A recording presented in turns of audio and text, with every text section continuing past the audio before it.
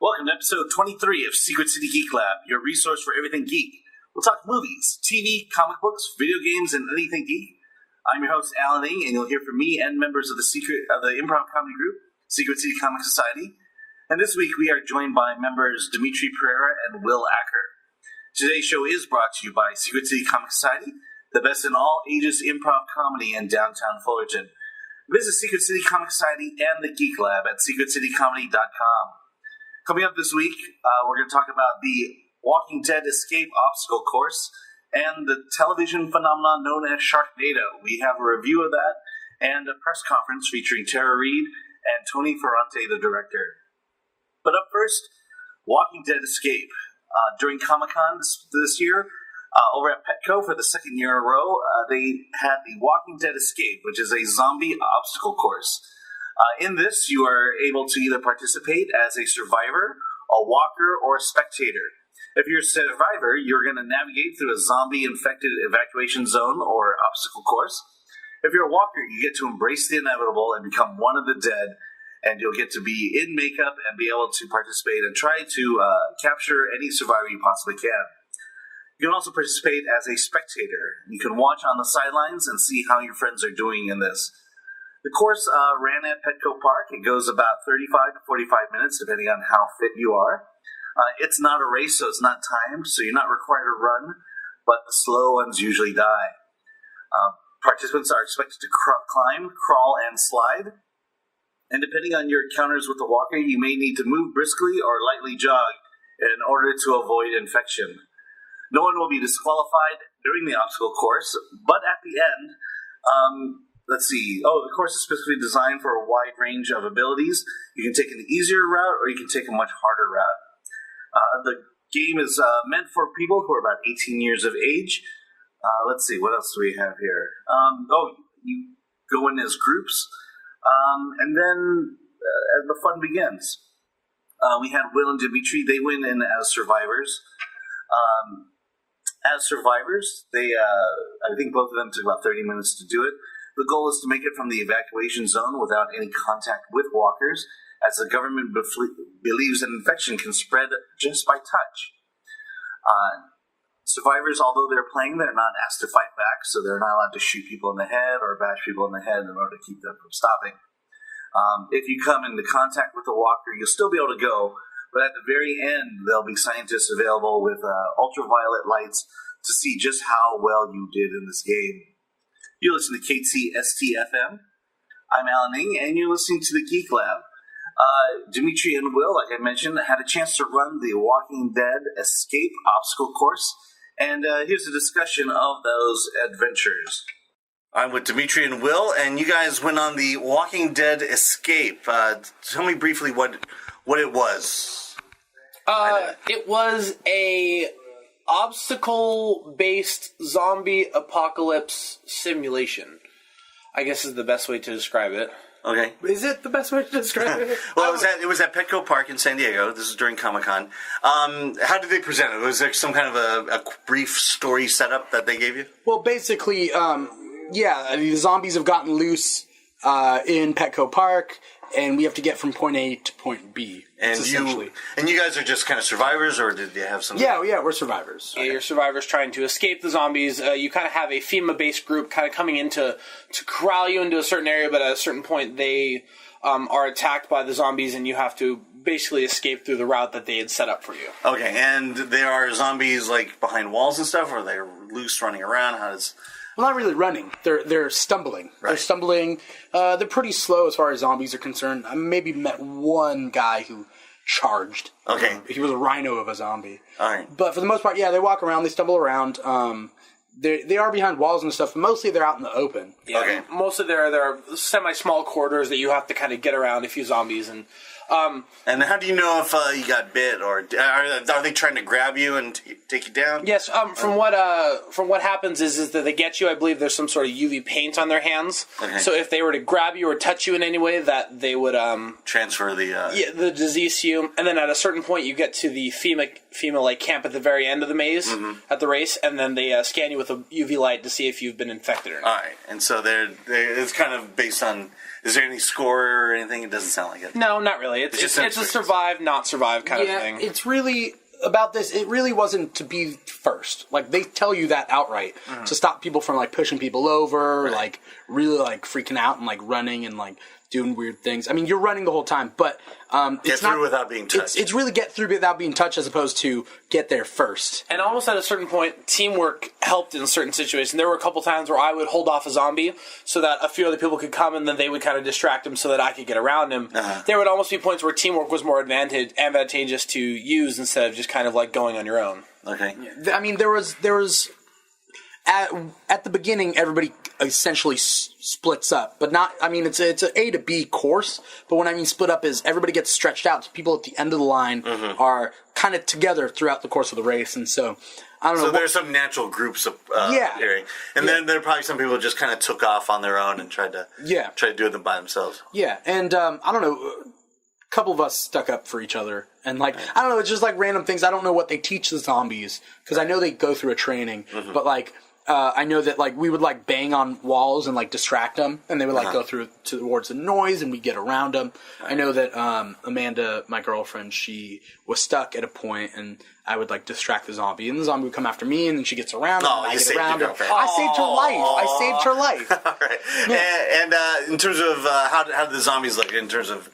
Did they go pretty all out for the? They were. I mean, the zombie makeup. I believe they had a 2-hour difference in time between the zombies and the survivors, and they do it full head to toe. They blood everywhere, and certain people had contacts in where they had like the glazed over eyes, and they did the whole acting course. And 90% of the zombies were pretty good. They were like really accurate, and they kind of stuck to their characters. Every once in a while, you'd see somebody break when something was going on, but most of the times. You kind of felt like they were zombies. You didn't really feel like they were. Yeah, I mean, but these are the zombies that are like. Obviously, we don't have any weapons throughout the course, so you can't take them out easy. But I feel can't shoot them in the head. If real, well, quote unquote, real zombies were like them, then it'd be really easy to take them out. Okay. Because like even running around, they couldn't really catch us. Right. Yeah. And so. All right. And do you ever run into like hordes and things like that, or? Well, I mean, there's some crazy like obstacles. There aren't like hordes because like. They offer you a way out. There's a specific thing, like you go through the corridor and, you get past them. There was certain moments where there are cages of zombies that, like, they're reaching out from the cages and you gotta slip by the cage. Or you go through, essentially it's like a tunnel made out of, the fencing. It's like a tunnel made out of fencing, so they're reaching into you as you crawl through the tunnel. Okay. But at the same time, there was this FEMA presence where every once in a while there'd be a guard somewhere and be like, here, like he'd have an arm and he'd like have the zombies like come over one way while they'd help you through. So I didn't see that. No, there was a couple times where like somebody'd have like a fake heart, like a heart, and they'd be like, here, zombie, come over here, and they'd try to grab for the heart while you like ran past the zombies. I didn't see that. So this is also sponsored by AMC's Walking Dead. Did you feel like The Walking Dead, or is it just I mean, I thought the setup was kind of cool in the beginning with the military. It sets up where it's the military. They're like, okay, we're gonna take you all, to the safe place, and then they open the gate, and there's I don't remember how many zombies, but there was a lot of zombies, and they're like, oh no, we opened the gate, and like there's too many zombies on the other side, we gotta go another route. So then they close the gate, and everybody starts freaking out and starts running the other way. That's the story element. That's the story. Yeah. We tried to go the easy route, and now we gotta go all the way around. Yeah, basically. As compared to like tying it into The Walking Dead, there wasn't a lot. I know that there were supposed to be moments where they were like, "Oh, you're in like the freeway," or "Oh, you're in a medical store." Right. There were elements of it, but it wasn't really particularly shown very well. I mean, connections to The Walking Dead was more of this is Walking Dead, these are zombies, and that's the connection. Okay. Also, I mean, keep in mind, Walking Dead takes place in Atlanta. Right. So, we're in San Diego. Yeah, it's kind of You're not going to get any of the same characters. You're not going to do that. So, essentially, all that links it all together is zombies themselves. Okay, so difficulty, of course. How difficult was it?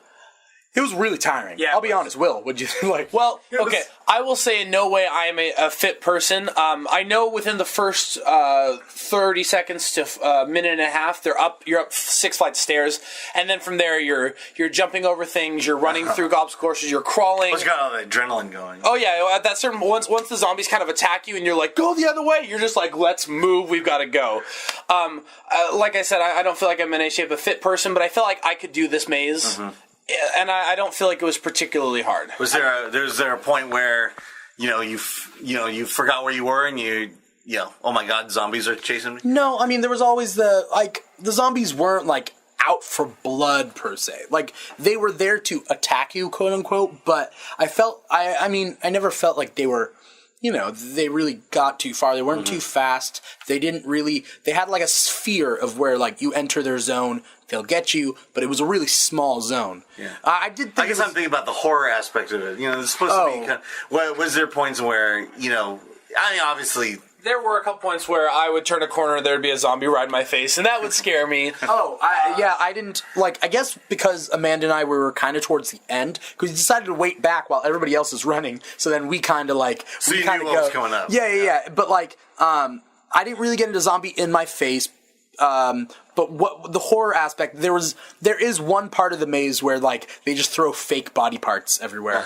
and it's just weird. It was more weird. It was than anything. But I would say it was a difficult maze. In the sense of it wasn't difficult to get around him, but essentially it is running around a lot.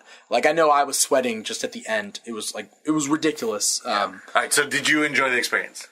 I did, yeah. I thought it was fun. I thought it added another level to Comic-Con. Because, the convention center doesn't stay open that late. But, The Walking Dead stayed open till... we got done at 10:30 and we were the last phase. Mm-hmm. So... Right, yeah, I loved it. It's definitely an experience. If you're into the whole Walking Dead zombie apocalypse, I think it's definitely for you. If you want to try something different when you go down to Comic-Con next year, I think it's definitely something you should try. It was $75. Was it worth the $75? No.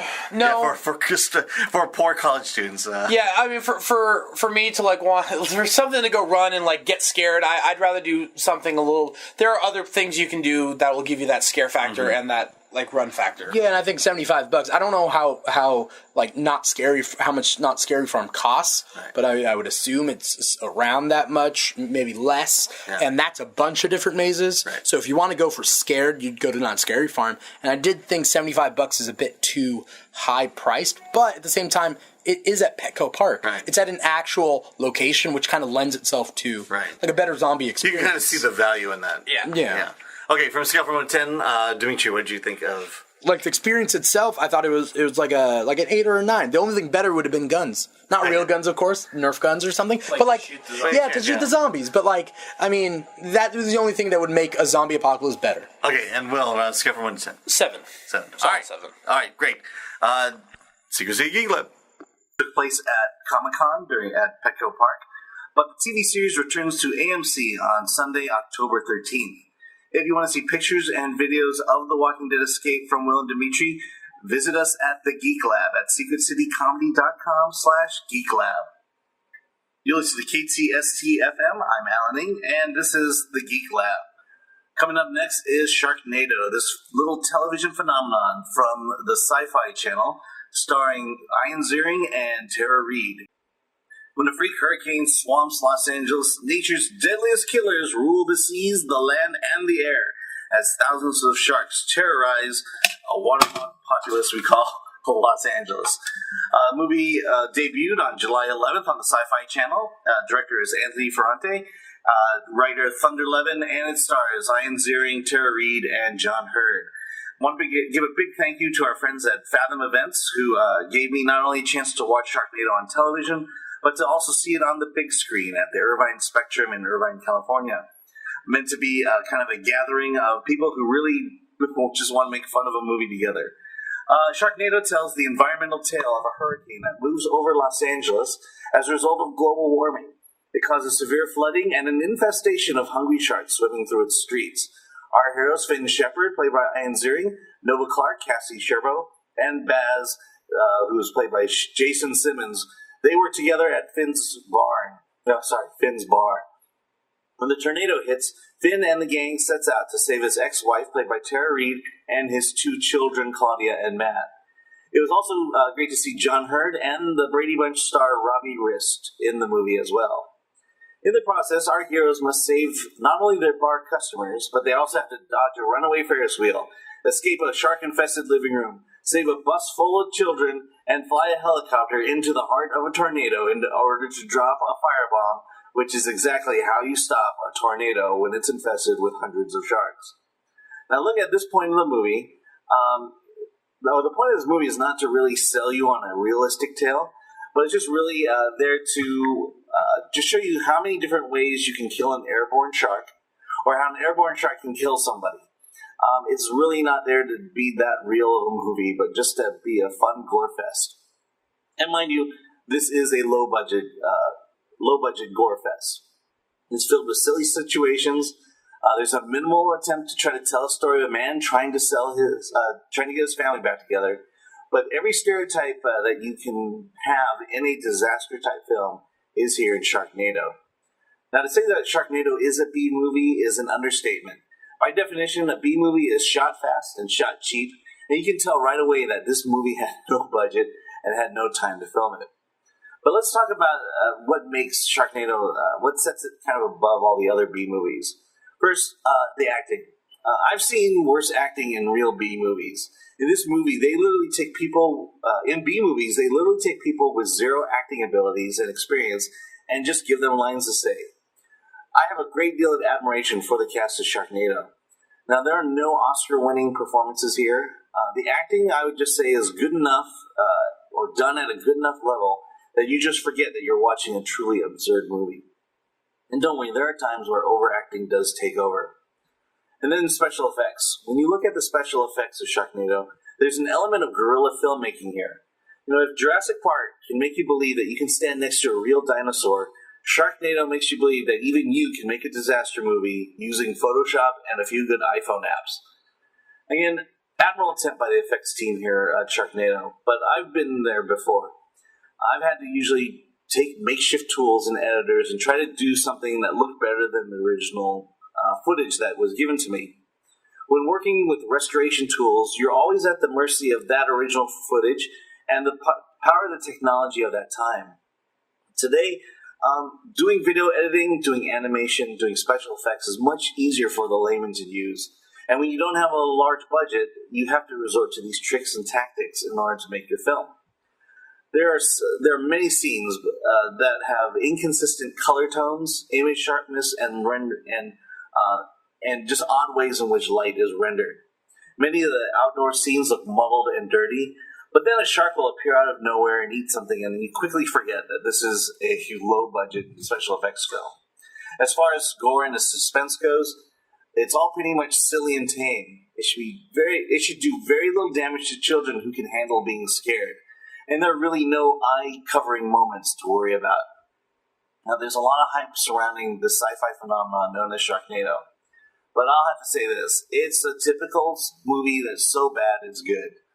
After thinking about it for a few days, I'm not sure just how long the life of Sharknado is going to go. There will be a sequel that takes place in New York in 2 years, but, you know, to me, it just feels like a passing fad. The sequel will come out. Probably won't be just as good unless they can get the same crew back. They've got to do bigger and better things. But having said all this, now I've sat through much worse movies, especially on the Sci-Fi Channel, and I'm not sure I can sit through this again, which is one of the requirements for it to be a cult hit. But you know, I had a little bit of fun. It was, let's just face it, a silly movie. It's a great time for you and your friends just to get together, have some fun, throw popcorn at the screens, and start yelling at all the actors on stage. You listen to KTSTFM. I'm Alan Ng, and this is the Secret City Geek Lab. I had a chance also to participate in a press conference with Tara Reid and director Anthony Ferrante of Sharknado, and they wouldn't allow me to broadcast the press conference, but I can give you at least a couple of my notes as I was listening to it. First question that came up was, how did Tara Reid get involved? Tara Reid joined the project after reading the original script. As you can imagine, Tara must get a lot of B-movie scripts.